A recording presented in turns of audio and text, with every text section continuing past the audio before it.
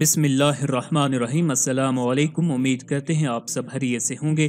سورہ روم قرآن مجید کی 30ویں صورت ہے اور یہ صورت مکہ مکرمہ میں نازل ہوئی ہے۔ سورہ روم میں کل 6 رکوع اور 60 آیات ہیں۔ سورہ روم میں کل الفاظ 916 ہیں جبکہ کل حروف کی تعداد 3419 ہے۔ یہ سورہ قرآن مجید کے 21ویں پارہ پر مشتمل ہے۔ سورہ روم قرآن کی کتابی ترتیب کے لحاظ سے 30ویں جبکہ ترتیب نزولی کے اعتبار سے 84ویں صورت ہے۔ اس صورت کے آغاز میں کیسر روم اور ایران کے درمیان ایک جنگ کا ذکر کیا گیا ہے جس میں اللہ نے روم کی شکست اور پھر فتح کی پیشین گوئی کی اور یہ پیشین گوئی بعد میں پوری بھی ہوئی۔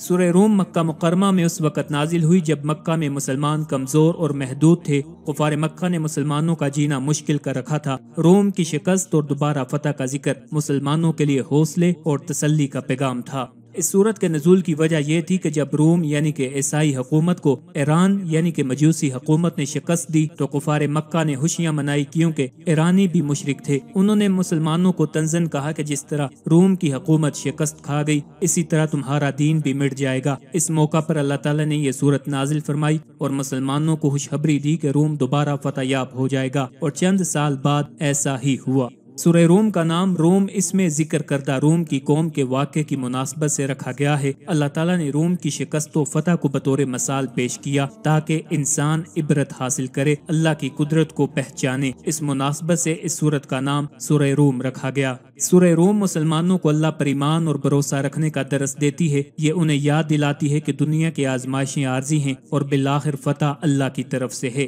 اس سورت کی تلاوت سے اللہ کی قدرت اور قدرتی نظام پر ایمان مضبوط ہوتا ہے، جیسے زمین و آسمان کی تخلیق، انسانوں کی پیدائش اور مختلف قدرتی مظاہر۔ سورہ روم کے مطالعے سے انسان کو مختلف قوموں کے انجام سے عبرت ملتی ہے۔ یہ اسے اپنے اعمال پر غور کرنے کی ترغیب دیتی ہے۔ اس صورت میں قیامت کے دن کی اہمیت کا ذکر ہے اور یہ کہ قیامت ضرور آئے گی جس سے مسلمانوں کو اس دن کی تیاری کا احساس ہوتا ہے۔ سورہ روم کی تلاوت دشمنوں کے خلاف کامیابی کے لیے مفید سمجھی جاتی ہے، جیسے اللہ تعالیٰ نے روم کو دوبارہ فتح عطا کی۔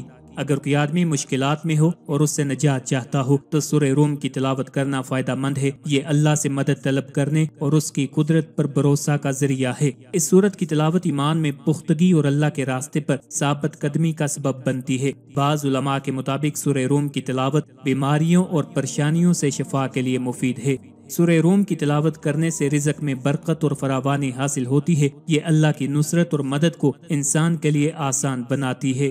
سورہ عنکبوت کا اختتام اس فرمان پر ہوا کہ جو لوگ اللہ کے راستے میں کوشش کرتے ہیں اللہ تعالیٰ ان کی ضرور رہنمائی کرتا ہے، کیونکہ اللہ تعالیٰ اچھے لوگوں کے ساتھ ہے۔ سورہ روم میں اس بات کی عملی شہادت پیش کی گئی ہے کہ ایرانیوں کے مقابلے میں اللہ تعالیٰ نے رومیوں کی مدد فرمائی، کیونکہ ایرانیوں کے مقابلے میں رومی اعتقادی اور عملی لحاظ سے اچھے لوگ تھے، اور انہی ایام میں بدر کے میدان میں اللہ تعالیٰ نے مکے والوں کے مقابلے میں مسلمانوں کی مدد فرمائی۔ اسلام کے ابتدائی دور میں دنیا کے ممالک 2 بلاقوں میں منسلک تھے۔ ایک بلاک سلطنت روما کے زیر اثر تھا اور دوسرا بلاک فارس کے ماتحت سمجھا جاتا تھا۔ روم اور فارس کی آپس میں ایک عرصہ سے کشمکش جاری تھی۔ اسلام کے ابتدائی دور میں فارس روم پر غالب آیا۔ فارس کے لوگ آتش پرست تھے اور رومی اہل کتاب تھے، کیونکہ رومی بظاہر انجیل اور عیسیٰ علیہ السلام کو ماننے والے تھے۔ جو ہی فارس کے لوگ روم پر غالب آئے تو اہل مکہ نے مشرک ہونے کے ناطے خوشی کا اظہار کیا اور کہا کہ جس طرح عیسائیوں پر فارسی غالب آئے ہیں اسی طرح ہی محمد صلی اللہ علیہ وآلہ وسلم اور اس کے ساتھیوں پر ہم غالب رہیں گے۔ اس صورتحال میں سورہ روم کا نزول ہوا جس کی ابتدائی آیات میں 2 ٹوک الفاظ میں مسلمانوں کو خوشخبری دی گئی کہ ٹھیک 10 سال کے اندر اللہ کی مدد کے ساتھ رومی فارسیوں پر غالب آ جائیں گے اور اس سے مسلمانوں کو بھی خوشی محسوس ہوگی۔ لوگ ظاہری حالت کے مطابق سوچتے ہیں، وہ اس وجہ سے رومیوں کی فتح کے بارے میں یقین نہیں کرتے، لیکن یہ اللہ تعالیٰ کا وعدہ ہے اور یقین جانو اللہ تعالیٰ اپنے وعدے کی خلاف ورزی نہیں کرتا۔ اس صورت کا مرکزی مضمون یہ ہے کہ اس میں اللہ تعالیٰ کی وحدانیت اور اس کی صفات، رسول کریم صلی اللہ علیہ وآلہ وسلم کی رسالت پر ایمان لانے، قیامت کے دن دوبارہ زندہ کیے جانے اور آخرت میں اعمال کی جزا ملنے کو بیان کیا گیا ہے۔ نیز اس میں یہ چیزیں بیان کی گئی ہیں اس صورت کی ابتدا ایک غیبی خبر سے کی گئی ہے جو کہ رومی ایرانیوں سے مغلوب ہونے کے بعد چند سالوں میں اللہ تعالیٰ کی مدد سے ایرانیوں پر غالب آ جائیں گے۔ قرآن پاک کی دی ہوئی یہ خبر حرف بہ حرف پوری ہوئی۔ رومی چند سالوں بعد ایرانیوں پر غالب آ گئے۔ انہوں نے عراق میں رومیہ نامی ایک شہر کی بنیاد رکھی۔ قرآن پاک کی یہ غیبی خبر نبی کریم صلی اللہ علیہ وآلہ وسلم کی نبوت پر زبردست دلیل ہے۔ کفار کے علم کی حد بیان کی گئی اور اللہ تعالیٰ کی وحدانیت اور قدرت پر دلائل دیے گئے۔